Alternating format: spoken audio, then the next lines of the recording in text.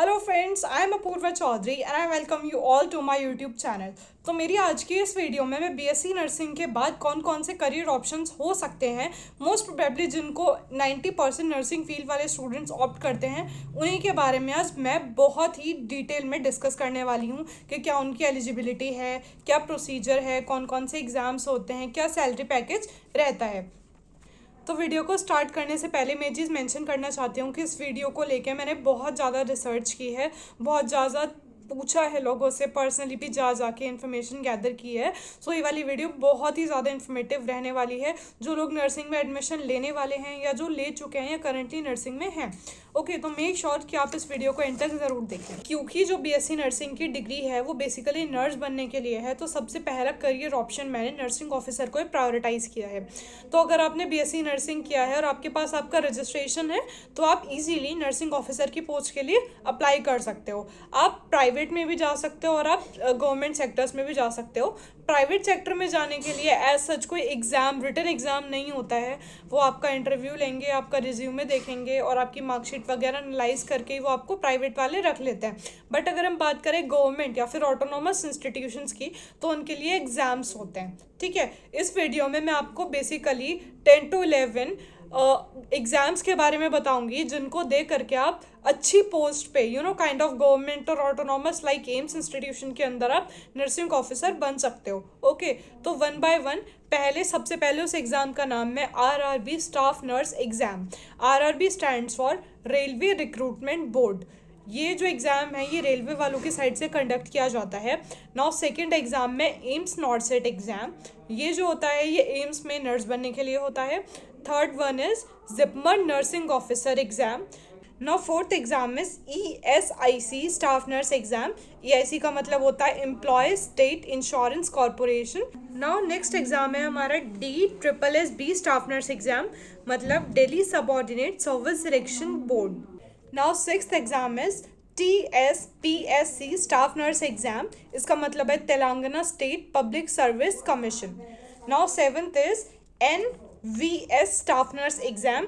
NVS का मतलब है नवोदय विद्यालय समिति। यस, नवोदय विद्यालय वालों की तरफ से भी स्टाफ नर्सेस के लिए एक एग्ज़ाम कंडक्ट होने लगा है। नवोदय विद्यालय वालों के पास भले ही वैकेंसीज थोड़ी लिमिटेड हैं, but still they are giving opportunities to the nurses to join them. Now eight one is UPPSC staff nurse exam. ये बहुत कॉमन है और उत्तर प्रदेश वाले तो सब जानते होंगे। तो it stands for Uttar Pradesh public service commission. Now ninth one is UBTER staff nurse exam.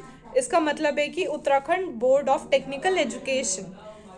Now tenth one is PGIMER nursing officer exam. ये भी बहुत ज़्यादा कॉमन है। नाउ लास्ट एग्ज़ाम है मिलिट्री नर्सिंग सर्विस का।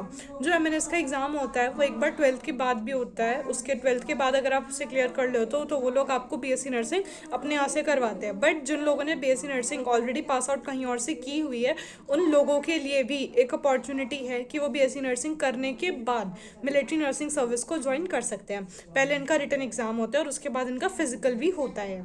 तो इस वीडियो में तो मैंने जितने भी हमारे नर्सिंग ऑफिसर बनने के लिए एग्ज़ाम्स थे उन सब के मैंने नाम मेंशन किए। बट अगर आपको चाहिए कि मैं पर्टिकुलर किसी एग्ज़ाम के ऊपर एक अलग वीडियो बनाऊं तो you can comment me, I will surely make a video on that. तो ये तो हुई एंट्रेंस एग्ज़ाम्स की लिस्ट। अगर अब मैं सैलरी पैकेज की बात करूं और आपका अगर सिलेक्शन किसी गवर्नमेंट इंस्टीट्यूट में हो जाता है इन सारे एग्ज़ाम्स में से किसी भी एक को पास आउट करके, तो आपकी एवरेज सैलरी होगी 60K से अप्रॉक्स 90K पर मंथ। अगर सैलरी की अगर हम बात कर ही रहे हैं तो मैं चीज़ मेंशन करने जा रही हूँ कि जो सैलरी पैकेज है वो डिपेंड करता है आपके एक्सपीरियंस के ऊपर, आपके स्किल्स के ऊपर, जिस इंस्टीट्यूट में आप जॉब कर रहे हो उसके ऊपर, वो कहाँ लोकेटेड है उसके ऊपर। ओके, तो salary package can very. Okay, तो ये तो हमने की अभी गवर्नमेंट पैकेज की बात। अगर हम करते हैं कि अगर प्राइवेट में किसी की as a nursing officer job लगती है तो उसका क्या पैकेज होगा। तो अगर आप एक फ्रेशर हो और BSc करने के बाद जाते हो तो आपकी एवरेज सैलरी 20 से 25K पर मंथ होगी। अगर आपका 3 to 5 ईयर्स का आपके पास एक्सपीरियंस है तो आपकी सैलरी बढ़ सकती है 28K से 35K पर मंथ तक। अगर उसके बाद आप MSc हो और MSc के बाद आप फ्रेशर हो तो आपकी सैलरी हो सकती है अप्रॉक्स 30 to 35K। और अगर आपके पास MSc के बाद कुछ सालों का एक्सपीरियंस है तो आपकी सैलरी अप टू 45,000 से स्टार्टिंग हो सकती है।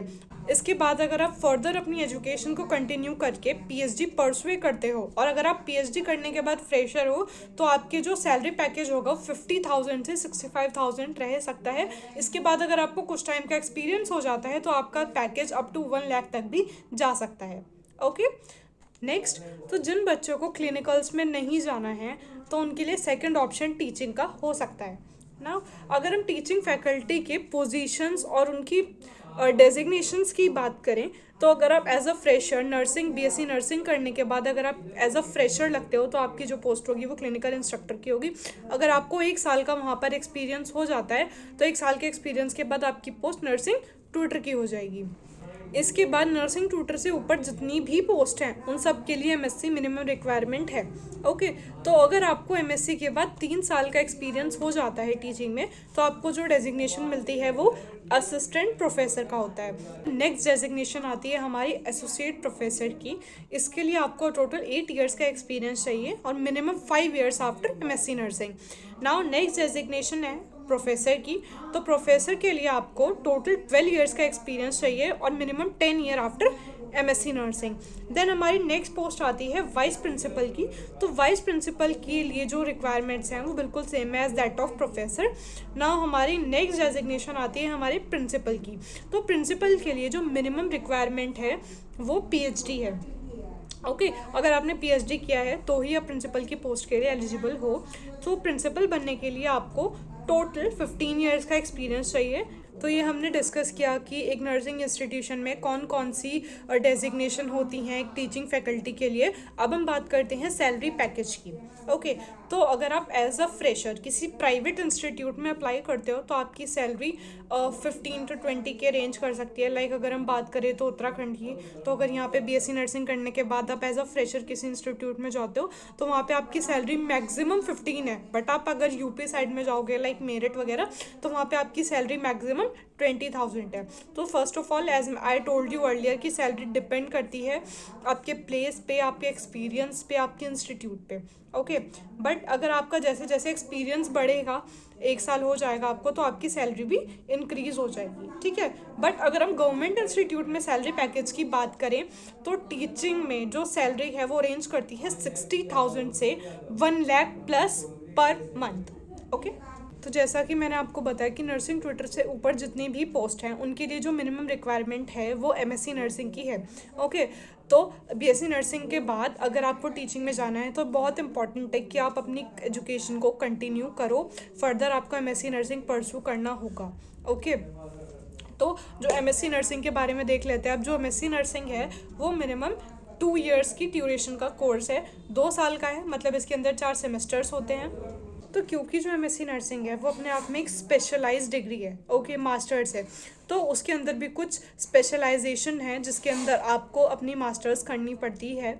तो उसको देखते हैं। सबसे पहला है ऑब्स्टेट्रिकल एंड गायनेकोलॉजिकल नर्सिंग, जो डील करती है बेसिकली चाइल्ड बर्थ से, एंटीनेटल पीरियड से, इंट्रानेटल पीरियड से और पोस्टनेटल पीरियड से। इसमें आप डिसऑर्डर्स पढ़ते हो कौन कौन से जो प्रेग्नेंट मदर से रिलेटेड हो सकते हैं, गायनेकोलॉजिकल कंडीशंस पढ़ते हो। Okay, now second one is child health nursing. तो चाइल्ड हेल्थ नर्सिंग में सारी चीज़ें आ जाती हैं जो एक बच्चे से रिलेटेड होती हैं। तो बच्चे में कौन कौन सी डिजीज़ हो सकती हैं, उनको डायग्नोस करना और कैसे उनको ट्रीट करा जाए, आप चाइल्ड हेल्थ नर्सिंग में ये सब पढ़ते हो। ओके, नेक्स्ट आता है मेंटल हेल्थ नर्सिंग। तो मेंटल हेल्थ नर्सिंग में हम कैसे लोगों की मेंटल हेल्थ को प्रमोट कर सकते हैं, कैसे जो मेंटली इल पर्सन है उनके डिजीज़ को डायग्नोस करना और उनको ट्रीट करना, ये सब मेंटल हेल्थ नर्सिंग के अंडर आ जाता है। नेक्स्ट आता है हमारा medical and surgical nursing. Medical and surgical nursing के अंदर जो भी डिजीज़ और कंडीशन जो एडल्ट्स में देखने को मिलती हैं, ठीक है, फॉर एग्जांपल कैटरेक्ट हो गया या फिर हमारा इंटेस्टाइनल ऑब्स्ट्रक्शन हो गया। ओके, ये सारी प्रॉब्लम्स या जो भी कंडीशंस हमारे एडल्ट्स में देखने को मिलती हैं उनके सबके डायग्नोस से, उनके ट्रीटमेंट से डील करता है हमारा medical and surgical nursing. Now हमारी 5th स्पेशलाइजेशन है community health nursing. Community health nursing के अंदर हम कम्युनिटी की हेल्थ को किस तरीके से प्रमोट कर सकते हैं, कैसे कम्युनिटी में अपनी डिजीज़ को डायग्नोस कर सकते हैं और उनको ट्रीट कर सकते हैं, तो ये सब चीज़ें हम देखते हैं कम्युनिटी हेल्थ नर्सिंग के अंदर। नाउ नेक्स्ट ऑप्शन है CHO का। CHO stands for community health officer.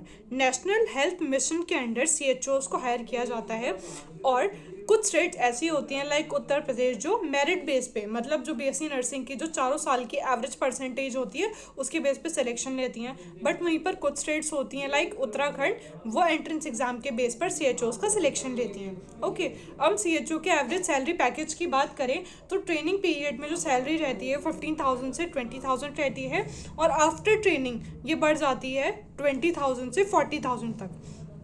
जो सीएचओ का मेन वर्क की बात करें तो सीएचओ का मेन वर्क रहता है ओपीडीज़ को हैंडल करना, रजिस्टर्स को मेंटेन करना, जो उनसे नीचे वर्कर्स हैं उन सबको सुपरवाइज करना, लोगों की स्क्रीनिंग करना। ओके, इसके अलावा जो भी वहाँ के लोगों की हेल्थ रिक्वायरमेंट है उसको एनालाइज करके एक रेगुलर इंटरवल पे वहाँ पे हेल्थ कैंप्स ऑर्गेनाइज करना। ओके, अगर आपका सीएचओ में सिलेक्शन हो जाता है तो आपके सिलेक्शन के बाद वो लोग आपसे 3 साल का एक बॉन्ड भरा लेते हैं। उसके अकॉर्डिंग कि अगर आप इस 3 साल के पीरियड के बीच में अपनी जॉब को छोड़ते हो सीएचओ की, तो आपको उनकी पेनल्टी फिल करनी पड़ेगी। लाइक यूपी में वो पेनल्टी अप्रॉक्स 3 लाख रुपए की है कि अगर आप छोड़ते हो तो आपको 3 लाख रुपए भरने पड़ेंगे। ओके, बट ये सीएचओ का ऑप्शन उन लोगों के लिए बहुत अच्छा है कि जिन्हें 3 साल के अंदर किसी कॉम्पिटिटिव एग्जाम की प्रेपरेशन करनी है। नाउ नेक्स्ट करियर ऑप्शन है क्लिनिकल साइकोलॉजिस्ट का। तो क्लिनिकल साइकोलॉजिस्ट वो होता है जो मेडिसिन पे ना फोकस करके लोगों को थेरेपी से और अदर एस्पेक्ट से ट्रीट करता है। तो एक क्लिनिकल साइकोलॉजिस्ट की ज़रूरत हॉस्पिटल सेटिंग्स में होती है, ऑर्गेनाइजेशंस में रहती है लाइक स्कूल्स में, कॉलेजेस में, डिफरेंट कॉरपोरेट्स में। इसके अलावा एक क्लिनिकल साइकोलॉजिस्ट एक अपनी प्राइवेट प्रैक्टिस भी खोल सकता है। ओके, अगर हम सैलरी पैकेज की बात करें तो क्लिनिकल साइकोलॉजिस्ट की सैलरी पैकेज एवरेज 30,000 से लेके 2 लाख पर मंथ रह सकता है। इसके बाद अगर मैं जॉब रोल की बात करूं तो उनका काम होता है कि पेशेंट के मेंटल इलनेस को असेस करें और फिर उनको ट्रीट करें। So this is all about the basic and main career options after BSc nursing. So if you like the content you can subscribe my channel. Thank you.